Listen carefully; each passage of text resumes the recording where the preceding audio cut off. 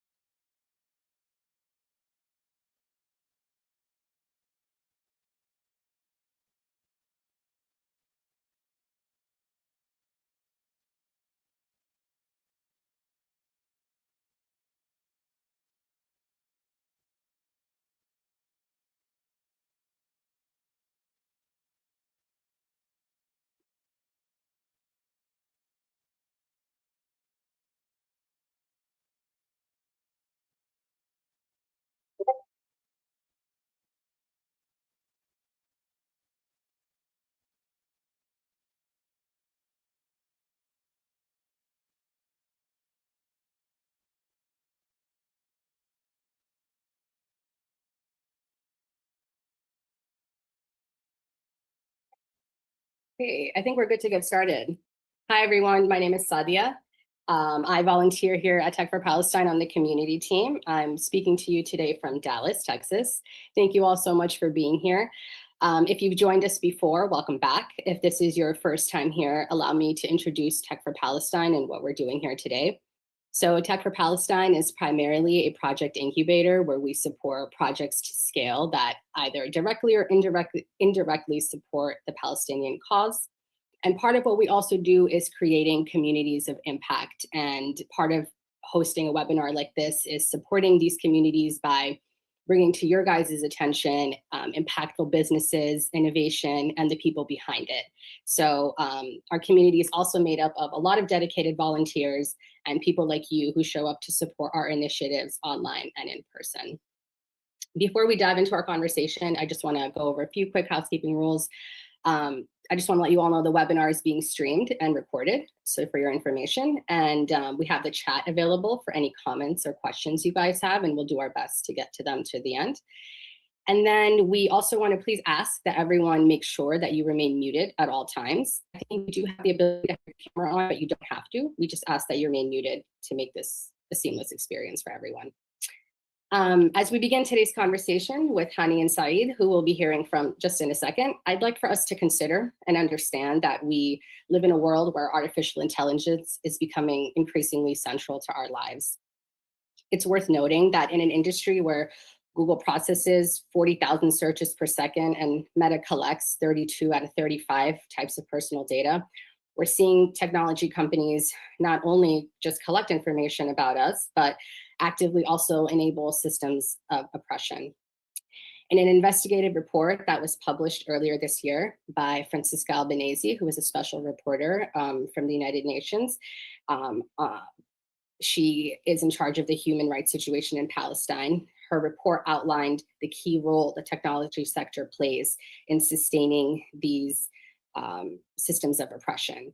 And the report found that tech companies are actively aiding and abetting genocidal practices through military technology supply and cloud infrastructure that powers AI targeting systems. So you might have heard about Google's Project Nimbus, or more recently, I'm going to cite the AI tool Lavender that was used to create kill lists that at one time listed 36,000 Palestinian people as targets with little to no human oversight. So this is why ethical alternatives like Thora AI aren't just important, they're essential for our digital future. There's a growing awareness about how our data is used by technology platforms, and today we'll explore a different approach to building AI. It's why we're so excited to introduce Thora AI as an innovative technology that offers an alternative vision for how AI can serve people's needs while respecting privacy and ethical principles. As Syrian engineers who have experienced displacement firsthand, Hani and Said bring a unique perspective to building technology. Thora AI was created in June of 2025 and was recently launched as a Tech for Palestine incubator project. In today's conversation, we want to understand how Thora AI is building ethical AI from the ground up, what inspired this mission, and why supporting alternatives that are technologically proficient, better for our environment, and actually user-friendly isn't just important, it's essential for our digital future. So without further ado, let's get started and hear from the founders themselves about what makes their approach fundamentally different. So you guys can go ahead and unmute Said and Hani, and we'll get started here. So the first question I wanted to ask you was about the name Thawra, and it's an Arabic word meaning revolution. And so I wanted to know how you both came up with this name, and is there a story behind it? It's a strong name. So can you guys give us a little background on how this came? Firstly, thank you so much for the intro and for having us. And thank you everyone who's currently watching for taking the time and honestly showing support for this mission. It's not just about ethical AI, it's about ethical technology. And we're all here together because we're humans and we're striving for a better future. And to answer your question, well, Thawra, like you said, means revolution in Arabic. And this is a word we know pretty well from the Syrian revolution we just had in Syria. And it means a lot to us. It was something that gave us the call to start an initiative, to do something with the opportunities that we've been given, to do a Thawra. And honestly, when you look at the tech industry, you quickly realize that it also needs a Thawra. It also needs a revolution, because we're all supporting one system that keeps pretending that they work for us, even though they work really against us. And slowly and steady, like Tech for Palestine has come to grow, there are many disruptors like Thawra, and for us it really symbolizes this revolution mentality. And even when you look at our logo, it's not really that much connected to Thawra, but more about decolonizing also. It's a camel riding coder. This is deliberately made to flip the script on the stereotypes that keep reducing Arabs and non-Western technology to deserts and camels instead of keyboards and algorithms, even though algorithm is named after an Arab dude who invented algorithms. So it's really about changing the narrative and disrupting was the status quo. That's great. Thank you. Yeah, and it makes sense because you mentioned you had your own experience being Syrian. You're also living in Germany for a number of years now, so you're also German. So you have this dual perspective. Can you explain a little bit more how this idea of revolution is influencing the way Thora is being built? How does this kind of relate to your identity and your experience living in Syria and then coming to Germany and having to kind of leave your country and now assimilating as Germans? And how has both of those things, both of those identities influenced the way Thora is being built now? What kind of principles would you say are? Well, we were both born in Syria and we came to Germany when we were kids, shortly before the war happened. So we're not really refugees in that sense. We just migrated away because we knew something's about to happen. Yeah. And when we came to Germany, sorry to interrupt you. What year would that be? Is that like? Yeah, 2010. 2010. Yeah.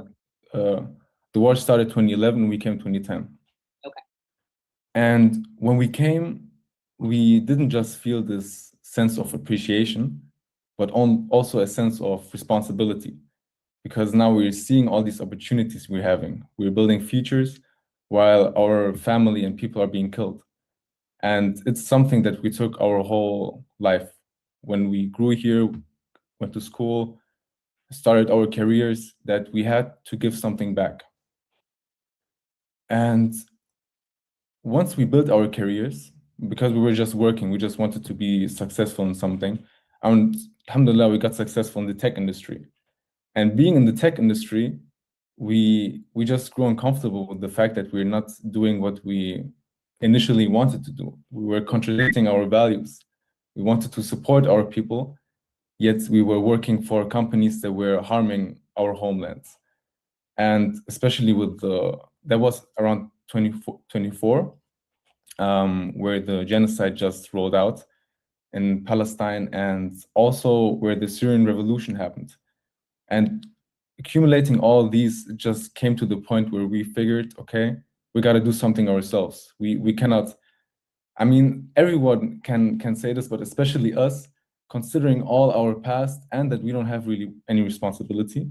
Like, we're very young, we don't have no wife, no kids, no family. We just have a cat. That's our only responsibility whatsoever. And we got to do something with these opportunities. So yeah, this was basically the reason for us to quit our tech jobs and look into something to improve the world. And this is where we looked at the tech industry and saw how dark it is, and that you got to do something else. You cannot just keep working this one system that's that, like I've mentioned, pretends to work for us even though they work against us. And we looked into what we can do. We saw there are alternatives for WhatsApp, there's Signal, there's an alternative for Google, which is the Brave browser. But ChatGPT, like AI in general, a system that is so important and everyone is currently building on right now, and is so data consuming, there was no alternative, except if you were technical. Then you could do your own thing with open source LLMs and build a chat interface. But like someone like my auntie, for example, she can do this. And I'm looking how she gives all her everything to ChatGPT. She talks to ChatGPT more than me, than all of our family. And it's really painful to watch. So all these really initiated for us to build something simple, a chat interface, which we also gave to our auntie. And she was pretty cool with it. But with time, she said, okay, I don't really want to type. Sometimes I just want to use the voice mode. Then we've built voice mode. And then she wanted to upload images. So we extended all these features, which essentially led to us having this alternative tool, which is now Thora. I just want to add one thing. So first of all, shout out to my auntie. I saw she in the chat. And another thing is, generally, I think it's also important. So first of all, hi, I haven't said anything yet. So it's very nice to have you all. And just to add a little bit also to what Hani said, it's absolutely possible to self-host your own LLM, which is basically AI that is being used right now. And not just that, we also encourage everybody to do so. The only reason we did it is, like Hani said, we wanted to give the regular people that do not have a technical background an opportunity to basically use AI with a clear conscience. And Hani mentioned like a couple of alternatives like Signal and maybe DuckDuckGo or Brave. But basically, we wanted to create an alternative ecosystem that is also not primarily based in the US, where the Middle East or maybe also Europe, if you could also count this, basically have an opportunity to strive. And therefore, Thora came in place. Shout out to your auntie. I think if an auntie can use it, anyone can use it. So they're the best. For sure. Yeah, she just sent a heart in the chat. Yeah, I just saw. Hi. Welcome. Happy you're joining us. So thank you for explaining that. That makes a lot of sense. You guys said some pretty important things, and I want to expand on the technical aspect of it. But before we do that, I also wanted to just understand your a little bit more about like your own personal journey to starting it, because I mean, like there's a lot of people who have tech backgrounds, but to create an AI and to do it at this level that you are, I think requires a little bit more than just a technical skill. So what would you say is kind of, is there anything else that you guys have done that has enabled you to build this? Is it technical skills? Is it experience? Like what about it differentiates someone who's creating an AI versus just having like Yeah, so basically we played basically the cards that we are dealt. So when Hani and I quit our jobs, we were two guys. This is, I think, the first identification that we have. Okay, we are two people, and we identified that having a product itself is not everything. You also need the marketing. You need to spread awareness, and you need to also understand the user experience and how people understand you and your company and the product. And I personally say this is the majority of how a company is built. But for simplicity sake, let's say it's 50% development, 50% marketing slash everything else, marketing slash everything else. So when we basically quit our job, we split our roles. So since I was the more senior engineer, we decided that I go ahead and focus on development. and Hani focuses on literally everything else. And it is by no means an easy task. Like looking even back right now for the past 1 month, it's definitely Hani has been carrying the company. So when we made the split, we basically had to ask ourselves, okay, what is how would an MVP look like? What is basically the minimal viable product so people can use AI in an effective way? Yeah. And we were looking for open source alternatives. And the reason why we did this is because we don't have the financial resources, obviously, to train our own model. And thank God there are a lot of open source alternatives. I think the normal consumer probably has heard of DeepSeek, which has really brought waves in the whole tech industry. But DeepSeek is not the only open source product. So also definition of open source, meaning that the source code, also the weights, meaning all of the training data and everything else, is released for free to the public, so everybody can use it. Okay. DeepSeek is, though, a huge model. So they say it's about 670 billion parameters. Parameters, you can think about them like in your brain, those neurons, right? Like we have trillions of neurons, way more than an LLM has. ChatGPT has around 3 to 5 trillion parameters. If you look at DeepSeek, they have around 670 billion parameters, which is also huge. It's by no means something we can run with our budget, since you need to have huge compute. But thank goodness there is a company called ZAI. It's a Chinese company. I know nothing about their ethics, but I know that they're Chinese and they have brought a open source model called GLM 4.5 Air, which is they say 100 billion parameter model, 12 billion active parameters. It's a mixture of expert architecture, meaning it's basically split in categories before it responds. You ask basically an expert, okay, is this a writing question? Is this a storytelling question? Is this a mathematical sort of question? Like comparing it to ChatGPT, which is a dense model, because their goal is AGI. Their goal is to produce to you the best possible output that ever existed. But in our case, this is not our goal. We want to cover 95% of all majority use cases for AI usage and allow people to use ethical AI with a clearer conscience. And also, by any means, like saying 95%, only covering 95% is not a small number. It's not a small number. I mean, I use Thora in the sense of GLM 4.5 Air every day for development, and it has enabled me to build on my own, since I'm the only developer here, built this huge platform in around 6 months. So I think a lot of people can profit from it, and we have a lot of people using it for development. So I think if I can build a Thora with such a huge model, a lot of majority use cases will be covered. And so this is, I think, the first thing we identified. We need a model that we can rely on. And since this is a small model and an effective model, we have decided to run by this. Going there, Wait, can I ask one thing? So this is the major differentiation here is that bigger companies like that are creating ChatGPT, for example, versus something like Thora, it's not proprietary, versus something on ChatGPT, they're building on a proprietary system. Is that the difference here? And like, well, you guys open source, you guys are building on an open source model. This is one of the differences. So we decided to go with the GLM 4.5 Air, obviously because it's not proprietary. We want to be able to control the source code and not have ChatGPT control the source code. Because if we would use ChatGPT, I don't think there would be a lot of different. Like, why would people use Thora and not ChatGPT itself? I mean, at the end of the day, we'll go down to ChatGPT, right? So one of the reasons is that it's an open source model. Another reason is that it's a small model. And being a small model means it enables us to run it ourselves. Plus, it's also incredibly sustainable. I mean, you have to compare here basically 3 to 5 trillion parameters with 12 billion parameters.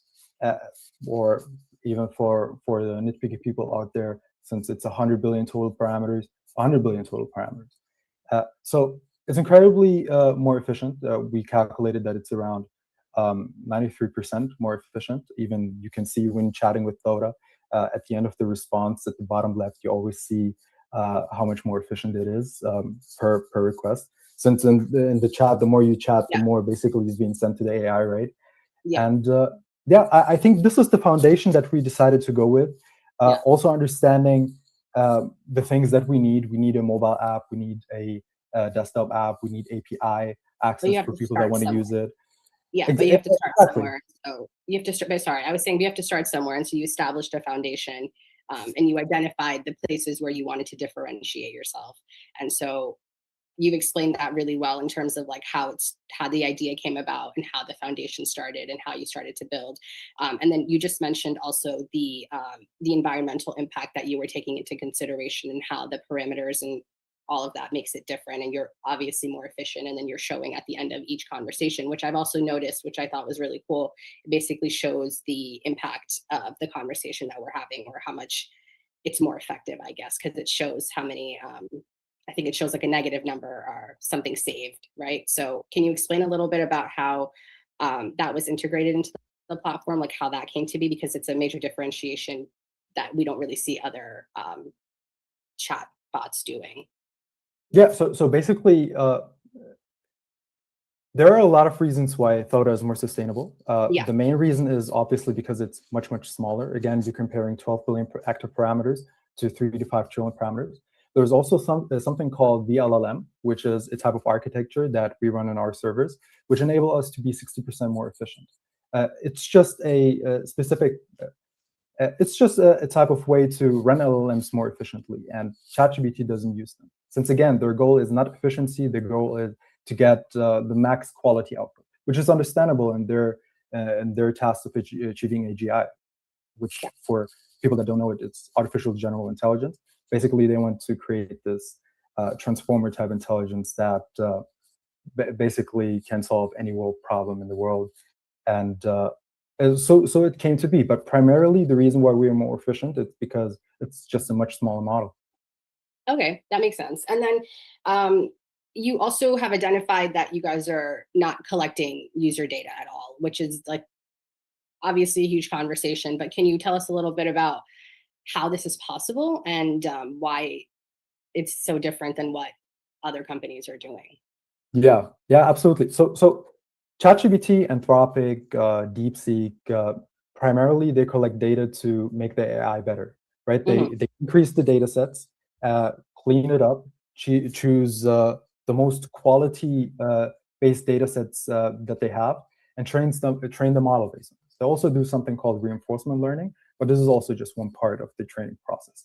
So they profit heavily from having a lot of data since their model gets bigger. Better. Also, taking into account if you're in big tech and you're an AI company, you don't just collect data to train your models. If you're involved in big tech, you sell your data basically to improve the stance you are with other companies, to understand user better, to maybe give data to the government because they request to do so. I mean, I think the US has been pretty vocal about this, talking about Palantir or Google in that sense.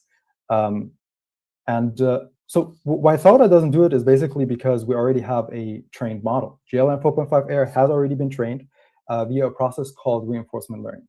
And what they basically did, and one of the reports indicated that, they went to DeepSeek, which is a huge model, much smarter than GLM 4.5 Air, and the model began to ask DeepSeek questions. DeepSeek began to ask the model questions, and the model began to answer. And DeepSeek began to validate the output of the smaller GLM 4.5 Air model.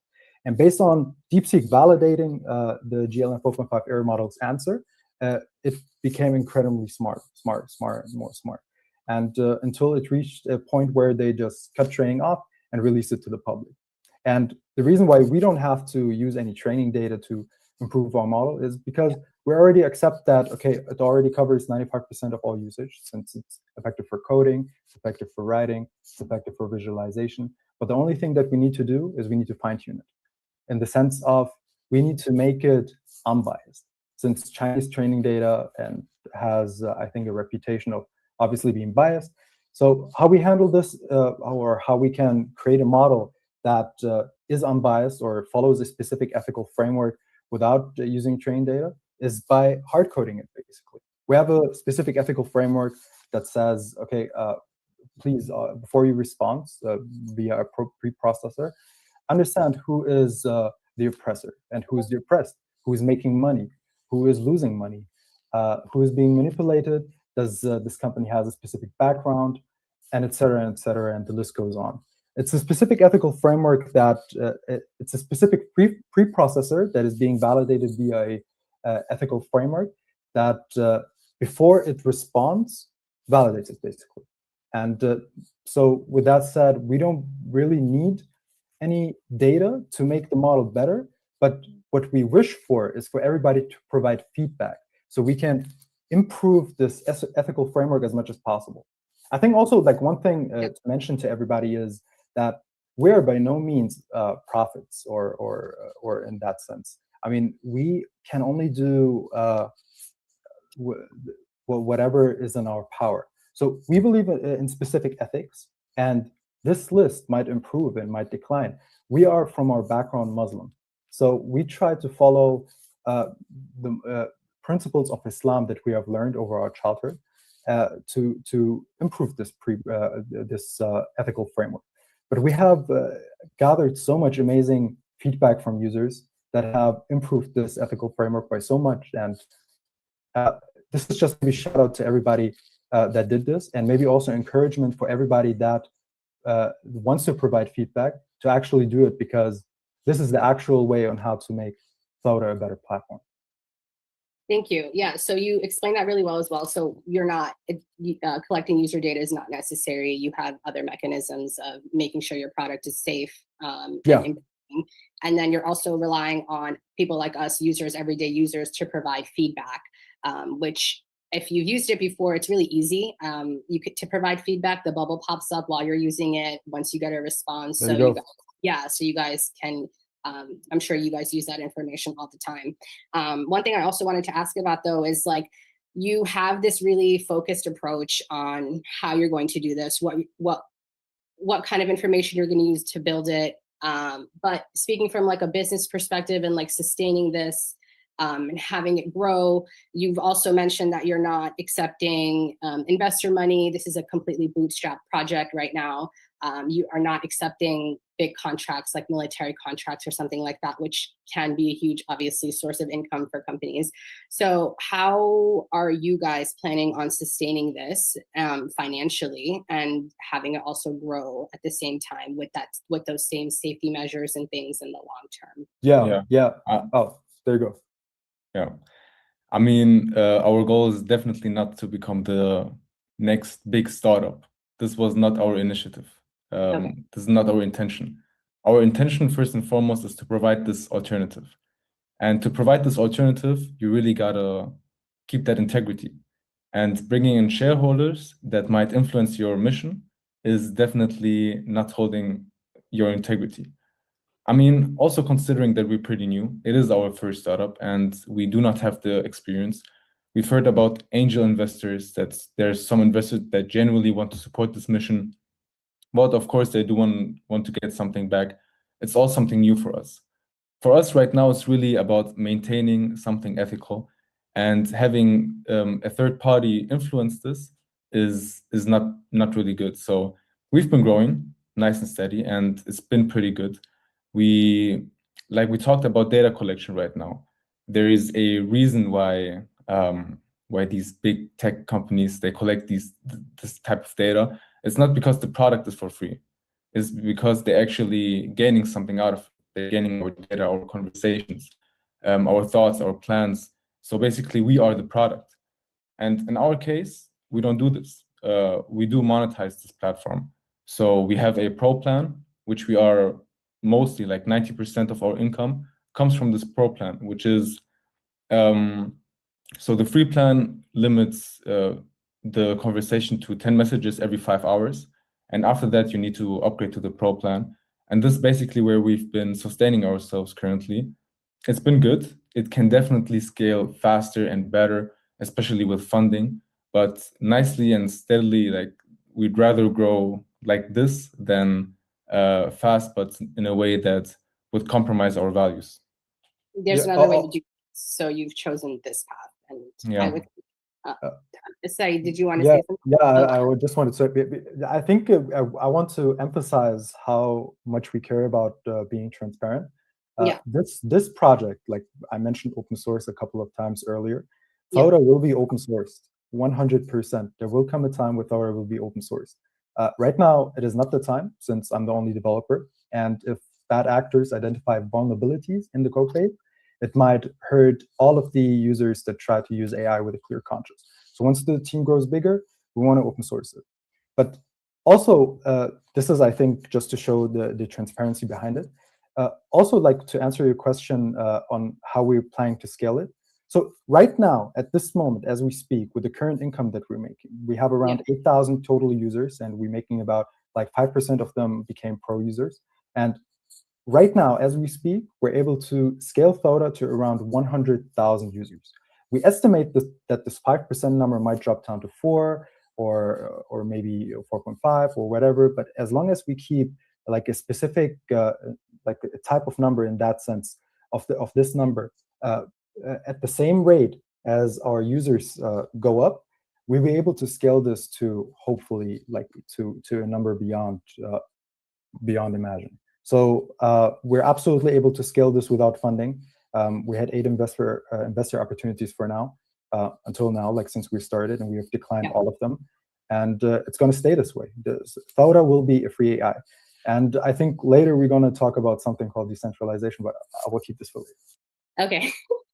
I wanted to ask, so given that you're choosing to take this direction, and it's going to be, if I don't want to say slow and steady isn't necessarily a bad thing. Let me just say that. It's like you're not going to have this like exponential boom and bust necessarily that we're seeing with other tech companies, and that we're seeing now in the world with these tech companies grow super quickly in the first few years, and it's like unprecedented growth. And you're saying that like we're choosing to prioritize A, B, and C, and as a result, our growth is going to look a little bit different, but it's still sustainable, it's still manageable, and we plan on making this a free AI in the future, so, or forever. So given that, are there any like technical considerations that you've made as developers where you've prioritized ethics over convenience, where you feel like, I wish we could do this right now, but we can't, or like in the future, we want to implement this once we grow a little bit and have the ability to do so? Yeah, absolutely. Well, I think the main thing that we're waiting right now, for, we have 2 servers. One is based in the US, one is based in Europe. We would like both of the servers to be based in Europe, but one only right now is only based in the US, since in the US they have one server that allows us to run the GLM 4.5 error model, still in a GDPR compliant way, but it's still in the US, and it's much cheaper there, and we do not have the financial resources to be able to have our own server here in Europe. So this is like something we cut down on. It's still like something like we're comfortable with, we're happy about, since it's still GDPR compliant, still something we control. But we absolutely would like to have them here. And by the way, we would also like not to rent any servers at all. I think the most optimal way is to have our own servers, period, not relying on anybody. Right now, we can say with big comfort that we don't rely on any, like 0 big tech alternatives. We have no ties to Amazon, no ties to Google, no ties to Microsoft, no ties to NVIDIA, no ties to any of the big tech platforms. And also considering that we use a much smaller model. We could also just use DeepSeek, an open source model that is bigger and better than GLM 4.5 here. Yeah. Also, what I wanted to say is Thora has in its software itself no third-party ties. So everything from the database to Redis to I think you're getting into the idea of digital sovereignty, which I want, if you want to expand on that a little bit and like kind of what that means in this context and how that is important to your mission. Do you want to talk a little bit about that as well, like the idea of digital sovereignty in this space? What do you mean exactly? Like you're talking about how you're not at all associated with other big tech companies, right? Yeah. In any way, shape, or form. So like, how is it, you're saying it is possible to maintain that?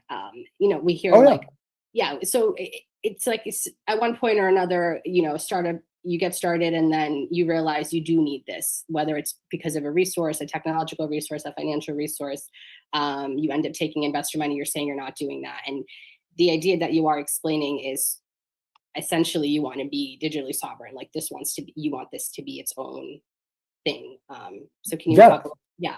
Absolutely. So I think maybe to all of my tech nerds out there, I'm going to talk about decentralization a little bit. So decentralization is basically having AI that is not dependent from anybody. That means you don't even have to trust Thora to run your AI, because there are many, many nodes out there. So for a lot of people that like to visit the dark web, I know you guys are out there, but for those people, normally they use something called Tor. And Tor is super secure because it's decentralized. Everybody can run like one instance in his room, for example. And right now, decentralized AI uses something. There are many ways to do this, but right now it's still in the research phase. And the goal with Thora is hopefully once it becomes more sustainable, like more sustained, that we can hire a bigger research team, that we work on two things. One is decentralization, because that might be end up to be the future of AI, or local AI. And this is also one of the reasons why we chose such a small model. It didn't. GLM 4.5 is also GLM 4.5 Air has also a bigger brother called GLM 4.5, which is around 400 billion parameters, which should give you like better outputs. But we could run this, but we don't run this because we believe that we should focus on running smaller models.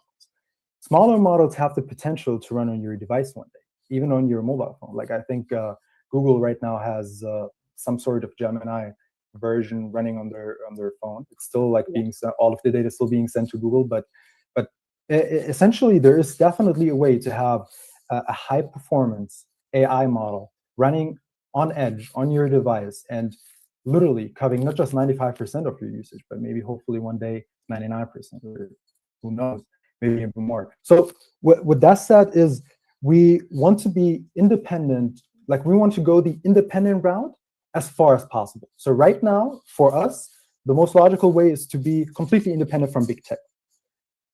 Though other users have to be dependent from us, but this is the next mission. This is the next path that we want to take. We want to create a path, sort of like a future where people don't even have to be dependent from us. And this is what we believe is digital sovereignty. Yeah, and until we reach that, it's super important to keep in mind that we can all, like all of us, we can only play with the cards that we're dealt.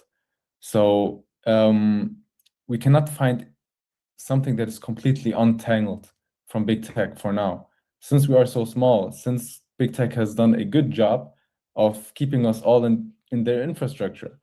And I mean, it's one step to let loose of this grip, looking at how for example, ChatGPT works. They might still try to water down on questions, for example. But with time, once they have this grip on us, like complete grip on us, there is no escape. There is no more alternatives. Then they can show their real face. So one step is providing alternatives that fight back, even though it's not perfect. It cannot never be perfect. And why I'm saying this is especially because after we've launched with Tech for Palestine, I was so excited for the comments. Like I went to the comments, I thought, okay, people, especially those from this community, finally an alternative. Yeah, we're fighting back. But was more, which I completely understand, but it was more but you're not considering this. But this company has ties to this company, who has ties to this company. And this is not the mindset. I mean, I appreciate these comments, but we have to think realistically. And until we achieve this utopian dream of being completely decentralized, and even then I can imagine that people don't want to have anything on their device locally and still want something hosted. It is better to provide something that's better than what's out there. Yeah, I think that's a great point, because we need to be comfortable living in contradiction a little bit. I think whether that's where you work and who you're employed by, the country you live in, I mean, big things like that, and then little things like even having an iPhone now is like you can't escape it's in your phone. like I cannot control that, right? Or I can to a certain extent, but I have to be comfortable living with the contradiction of I have some attachment to this big tech that has kind of infiltrated our lives in many different ways, but I can still take little steps like downloading the Thora app when it's available on iOS. And I can open a different browser, and it's like small steps that lead to bigger things. And I think that's kind of what you're saying here, which is super important for all of us to remember, that we're not providing a complete perfect solution, but it's something that gives you an alternative option, and you're making a choice. And that's the most important thing here as well, is that we are still able to make choices. We can choose differently. It has not completely taken over our options. And that's really important to remember. I want to ask both of you a little bit more about this experience of building this. I mean, it requires like a deep, I think, sense of self-belief, but also like confidence maybe in your approach and your idea in yourselves. I think it's a pretty big deal to put something like this out there and put everything you have into it. So I definitely give you guys a lot of credit for that. And I want to understand, like, is this self-belief, is this confidence, is this approach something that you guys were like raised with, and like you think it's like been raised with you, and you were like maybe even born with it, or is this something that you've like acquired through your life experiences and everything that's brought you here today? Well, I would say we were pretty bold since forever.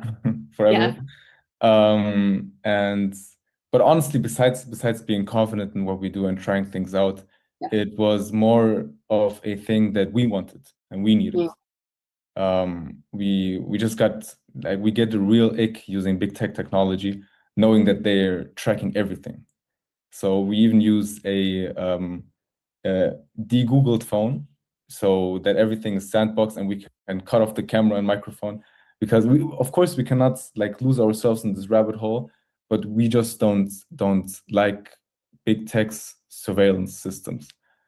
So we figured, okay, if we need it, there are probably also other people who need it, and we do know that other people need it. And looking at the world right now, I think there was never a time where alternatives have been so important as now, because there's such a big wave of boycotting. Boycotting is a trend. And we realized that, okay, good, boycott is the first part, is not using the product, but the second part is migrating to another. And honestly, we were just so confident in this idea, not just in our skills or the situation, the idea that currently people need this. We just believed in it so much that we used it for ourselves. We used it for our auntie again, and we used it for our whole family and friends. So I feel like now it's still the same thing. So people are still a bit blind, and they don't really think that this will have an impact. But with time, seeing how other people migrate, it will definitely do have an impact. Are there any like challenges, any personal sacrifices that you're making to accomplish this?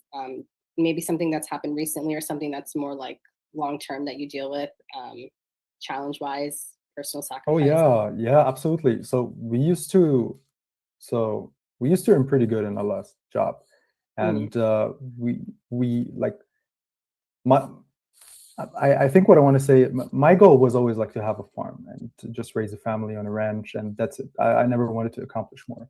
And having this tech job, I think it got me closer to this as ever possible. Yeah. And quitting this tech job, this well-paid tech job, and starting something which essentially is just a competitor to the biggest company in the world. Right. It's pretty. I mean, you got to be pretty bold to do this. I'm not saying like we were confident that it's going to work or not, but we just needed this to work. We needed this 0.01% probability for it to even have a chance. Because if we wouldn't have done it, I mean, it would be essentially a 0% chance. Yeah. So we definitely took some sacrifice. I mean, it was long hours, like consistently working 13, 12-hour days, cutting down on social life, quitting our job again, like which could have like brought us closer to our dream. Yeah, it's absolutely huge thing. But also shout out to Germany. I mean, they haven't been, especially like for the past few years, not very popular with their political belief system. I mean, I think I think there are a couple of people who have heard that they have invited like 4 donkeys from Palestine, except of accepting the children into the country. And they also had like recently a meeting with Netanyahu and such. So, and also like living in Germany, we're paying 50% taxes for them being the second biggest weapon exporter to Israel. I think also in the world. We definitely like don't support everything that they do, but one thing that they did very well is that they're a socialist country. I mean, you pay 50% taxes, but if you don't have a job, they will definitely cover you. So in that sense, we're very fortunate to have been raised basically in our late childhood here in Germany, and yeah, I mean, it was some sacrifice, but we were really in a fortunate situation to be able to have done this. Thank you. Yeah, I mean, I'm certainly not in a position to judge anyone from the country they're from or living in. So that,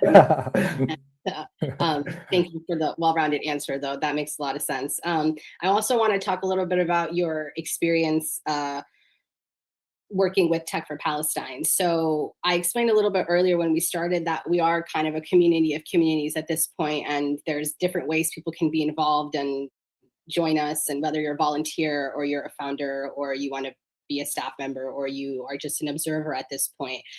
You guys joined as founders of Thaura, and can you tell us a little bit about what community, how has that helped shape your guys' journey? How has it been supportive? What has your experience been like being a part of a broader tech community like this? Tech for Palestine wasn't just, or isn't just a nice to have. It is definitely, and it was definitely needed. It was essential for us. I mean, without Tech for Palestine, we wouldn't have made it really, because before Tech for Palestine, whenever I've seen the visitors, it was only me and my brother. Nobody used to join us. And this was something that really took a toll on us, especially like building this on our own with our family. We knew that there are people like us, like-minded people, but we never really saw them, and we never really reached them. And Tech for Palestine really was this boost. It was this the plug to this community. I remember when I was really that desperate, I was just writing in keywords on TikTok to find like people who are like-minded, and I wrote Tech and Palestine. And then I've seen a video of the founder, Paul Bigger, who, like, as if he was talking to us, said, "Hey, to all the startups that are working toward a free Palestine, contact us. We are an incubator. We give you reach." And honestly, it was super important, because now when people are saying that we are making waves, it's not really because of our marketing. It's more of a collective effort with all the people who are talking about us, who are showing us the support, whether it be only like spreading the word, but as well like shaping the product. We also now have a Discord community, and there are so many volunteers just helping out, giving their opinion, and also like seeing potential future team members in Thora. And I'm really saying this genuinely and truly as appreciation for Tech for Palestine, because they got us they gave us this reach to this community of like-minded people. Also big, like, I know you already said it, but big shout out to Paul Bigger. I mean, he essentially founded a $1 billion company and is out there. This guy doesn't give a about anything. He stands for his mission, and he is very, very much vocal about this.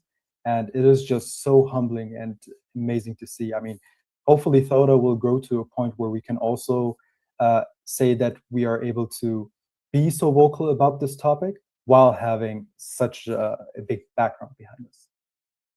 Amazing. Before we sort of close up, I want to also give you guys a second to say your own piece, but I also was curious personally, what is it like working as brothers? I mean, it sounds like you guys have been together in your phases of life side by side. So now you've decided to start this together. So what is the experience like as brothers, but now founders? I'm sure, people say like, don't mix business and family and all these things, but something seems to be working. So you guys want to share a little bit about what that's like working with your sibling? I'm curious to know what you got.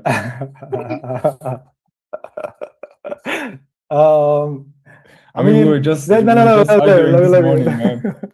So the thing is, I'm not saying it's a 5-star experience, but what I'm saying is he is my brother, and I Yeah. think generally we as humans should adapt the mindset that really sometimes the individual arguments don't really mean anything, and we need to keep the big picture.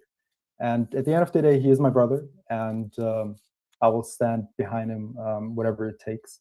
And we argue a lot. Like for those people that sometimes see, for those people that sometimes see features pop up in Thora for 5 minutes and then disappear again. Now I think things begin to become a little bit clearer. It's definitely not a 5-star experience, but we are brothers, and we're going to stick together whatever it takes. And I think having this mindset will set us up for good. Yeah, it's really a lot of understanding and not taking things personal. I Yeah. mean, most of the things we argue about now aren't really like individual stuff. It's more about Taura. Hey, we should do this. No, we should do that. And nobody has any type of like reason besides actually making Taura better. So you do have to understand, not take stuff personal. There's a lot Yeah. of fighting. I'm not saying we figured it out. There's a lot of fighting, but you got to be resilient in this. And since we've been fighting since young ages and we're pretty competitive, it's something we're used to, and we're not taking it personal. I hope. That's awesome. Yeah. So Saeed said it's not a 5 out of 5. So Hani, would you say it's like maybe like Yeah, a 4 yeah, out of 5? Okay, that's fair. That was a good response. That's really nice to hear. It's definitely going to be challenging, but I mean, you guys sound like you're on the same page and you're understanding that, like, yeah, we're going to fight, but there's obviously a strong foundation happening here that's keeping this moving forward. Yeah. Before we get into some questions, by the way, if anyone who's watching, you guys can put your questions in the chat. We have some time to get to them. So please feel free to do that if you guys have any questions you want to ask. I did want to give you both a moment, though, to speak to everyone who's here today, let them know any message you have, any personal ask that you have, and let us know what you guys are thinking, if any requests from the community, maybe share like a message that you have with us. If each of you want to do that, please go ahead. Yeah. So what I encourage, so I appreciate the fact that a lot of people that have joined the Zoom meeting today are in a way or another very ethically minded. So I really encourage everybody to understand that there is a big community out there that really has grown sick and tired of the bullshit that Israel and the US have known. I'm saying, we're saying big tech, obviously, but big tech usually means Israel and the US. Yeah. And I just want to say that there is definitely an alternative world out there where we don't have to depend on them. History has been changed in the past. It will change again. And also for those people that are thinking about their jobs and starting something on their own in that category per se, it is definitely possible. So right now we're at a point where we can live off the income of Thora, alhamdulillah, and we know so many people that have started projects and are also able to do the same.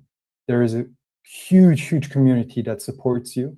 We support you. Tech for Palestine supports you. And yeah, I think we really need to remain hopeful, because if the hope dies, everything dies with it.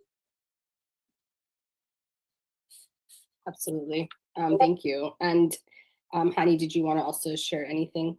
No, that was pretty good. I think I'll leave it at that. Okay. I did have a question about, I was reading something, I think I read a comment somewhere about, so I know this is available on Android. Do you guys have any update on when it'll be available for? Okay, so listen, let me tell you one thing. So with iOS, I would personally not love anything more than deployed on iOS, since especially like in the US, the majority of people do own an iOS. This is just plain fact. Yeah. So the problem is with iOS is that Google doesn't have. So basically, Android doesn't always mean Google. I run Android on my phone, and it's the Google. So you have opportunities to deploy apps and not give Android a piece of the pie. So with that said, we are an ethical product, and we understand that Apple is part of big tech and also haven't been famous for making the best decisions out there in an ethical sense.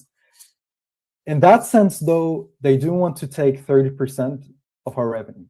So if the Pro plan is around $10, you guys would have to pay Apple essentially 30% of that.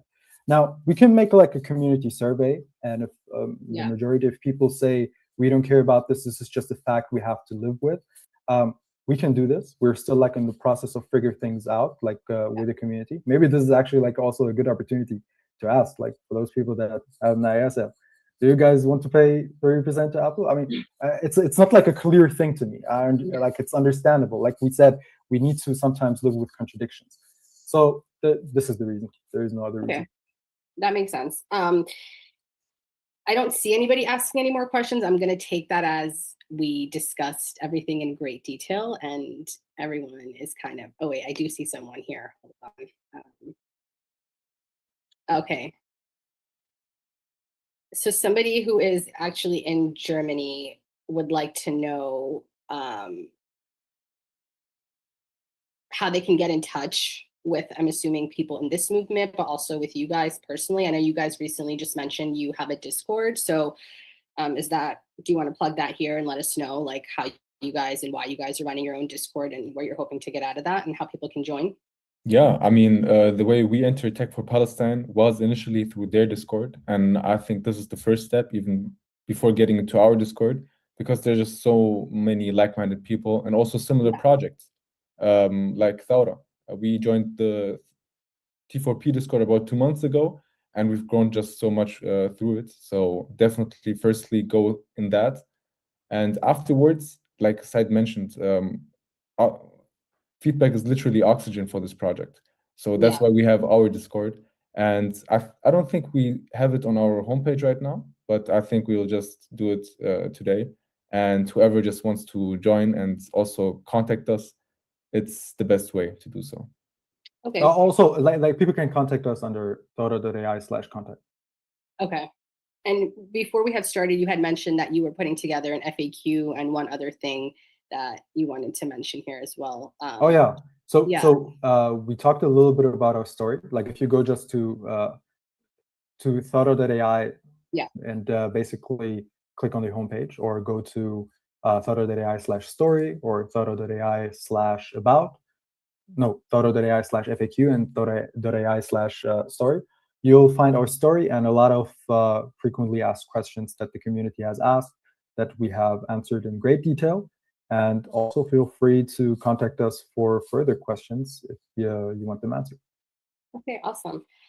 Before we wrap up here, I just want to give a closing message of that we have learned a lot today from both of you. So thank you so much for joining us and speaking to us in great detail about Thora, about your backgrounds, and about Tech for Palestine, and speaking about it so kindly. I think what you guys are doing is amazing, obviously, and excited to see how this continues to grow. I was using Thora as like prep for this call as well, so I got a good idea of like how it works and its responses and everything. And I can honestly say it's a wonderful product. And I think what this has also shown us is that like each of us, even just having this conversation, you guys creating this product, us using it, is small steps that we all can take in changing the way that the world works and the way that we work and the way that we interact with tech products and what our digital future looks like. So thank you to everyone for joining today. Use Thora, download the app if you're able to, use it on a browser. Join the Pro membership if you can, if you're able to. And then obviously you can contact Hani and Said in the ways that they've mentioned if you want to give product feedback or join the Discord community. And also for Tech for Palestine, if you'd like to learn more about what we do, you can visit the Tech for Palestine website. We also have our own Discord. We're active on social media. We'll host these webinars in the upcoming year as well. So please stay connected. And thank you guys for being here. We'll end it here. Thank you so much. Thank you. Thank you, guys. It was a pleasure. Thank you. Until next time. Bye, guys. Bye.